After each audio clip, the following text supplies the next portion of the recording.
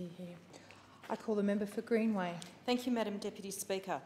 One of the great things about Australian society, and indeed this parliament, is the freedom to express and publish our views. We also enjoy certain rights of redress within the boundaries of what constitutes matters such as hate, racial vilification and defamation, some aspects of which I know will be topical in this parliament, as the government has indicated its intention to make some legislative changes. Today, however, I rise to discuss the Armenian Genocide and the recent events involving Professor Justin McCarthy, an Armenian Genocide denier. This is an issue of great importance to many people whom I know and respect. I recognise the concern and disappointment in the Armenian community and the wider community in general because of Professor McCarthy's scheduled presence in this Parliament House to address a private gathering.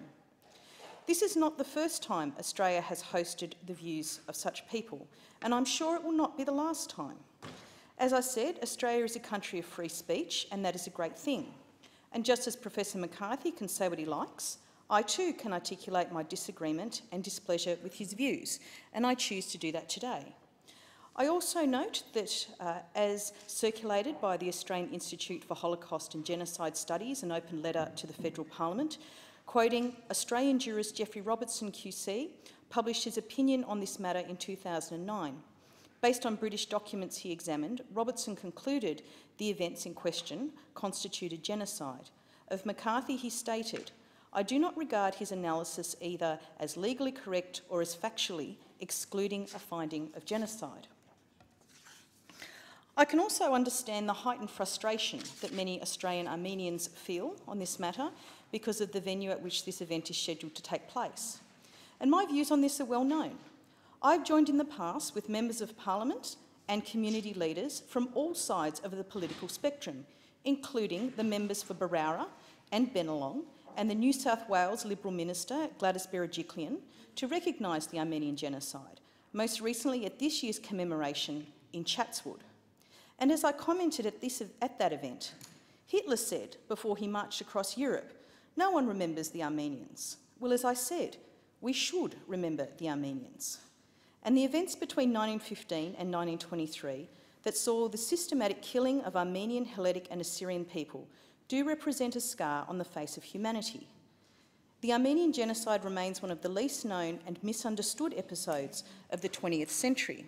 And again, I note some of the issues that have been raised by groups such as the Armenian National Committee, and I quote, "Australian POWs recorded the marches, the massacres and the complete destruction of Armenian churches, villages and city quarters.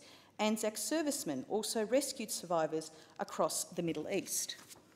Today, I acknowledge the tragic events of 1915 and affirm my commitment, as I said, to never forget what happened to the Armenian people, who were effectively eliminated from the homeland they had occupied for nearly 3,000 years. And personally, Madam Deputy Speaker, can I say that the reason why I choose to take a great interest in this matter is indeed a very personal one. Two of my closest friends, Ara Margosian and Vanui Nazarian, who are of Australian-Armenian descent, brought this matter to my attention many years ago and have contributed in many different ways to the Armenian community in Sydney. And I do want to say a special call out to Ara and Van, who recently became parents for the first time.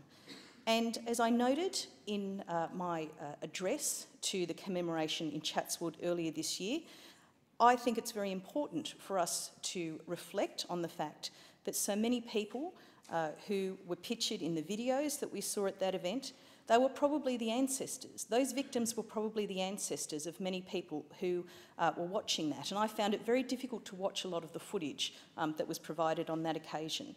And as for baby Laurie, who was born only a few weeks ago, she was in her mother's womb at the time in the audience watching me, and she's now obviously a very happy little baby.